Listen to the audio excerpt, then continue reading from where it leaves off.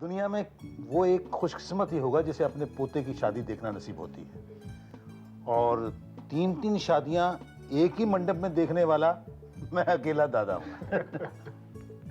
और पुत्र जी, मुझे ये खुशी देने के लिए मैं तुम तीनों का बहुत शुक्रगुजार हूं। ऐसी कैसी बातें करें दादाजी? खुशकिस्मती तो हमारी है कि आपका आशीर्वाद अब तक हमारे सर पर है।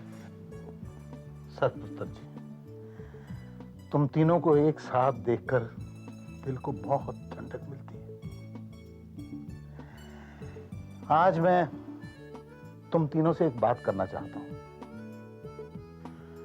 पुत्र जी, अब तुम तीनों जवान हो गए हो, शादी करने जा रहे हो, कल को घर गृहस्थी वाले हो जाओगे। मैं आज तुम तीनों को यह बताना चाहता हूं कि मैंने अपने बिजनेस का बंटवारा क्यों किया। मेरे तीनों बेटे, तुम्हारे बाप इकट्ठे मिलकर बिजनेस चलाते थे, लेकिन तीनों की सोच, तीनों के तौर तरीके एक दूसरे से बिल्कुल अलग थे। एक पूर्व की तरफ देखता था तो दूसरा पश्चिम की तरफ, जिसकी वजह नाल बिजनेस में तीनों के झगड़े बढ़ने लगे। मैंने सोचा इससे पहले कि झगड़े बढ़कर इन तीनों को अलग कर दें, क्यों ना बिजनेस अलग करके इन तीनों को बराबर बराबर का हिस्सा बांट दूं। और मैंने बराबर बराबर हिस्से बांट दिए। हर किसी को अपने हिसाब से अपना बिजनेस चलाने की खुली छूट थी। सिर्फ एक शर्त थी कि घर एक होगा और सब साथ साथ रहेंगे। तीनों बड़ी खुशी खुशी मान गए। लेकिन मेरे कभी ख्वाबों ख्यालों में भी नहीं था कि मेरे बेटों का अंजाम इतना मुख्तलिफ हो जाएगा। एक राजा भोज बन जाएगा और दूसरा गंगू तेली।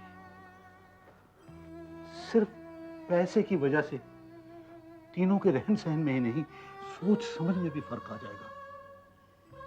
एक छत के नीचे रहते हुए भी तीनों अलग अलग जिंदगियां बिताएंगे। पुत्र जी, मेरा तो एक ही ख्वाब था कि मेरा परिवार एक बनकर रहे, बट कर नहीं। अब तुम शादी करने जा रहे हो, वो तीनों लड़कियां जिस्म से 3 जरूर हैं, लेकिन एक जान है।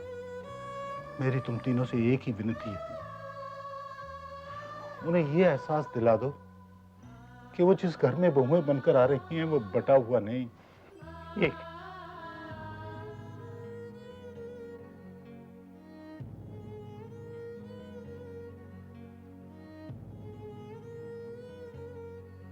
आप घबराइए नहीं दादाजी, हम वही करेंगे जो आप चाहेंगे।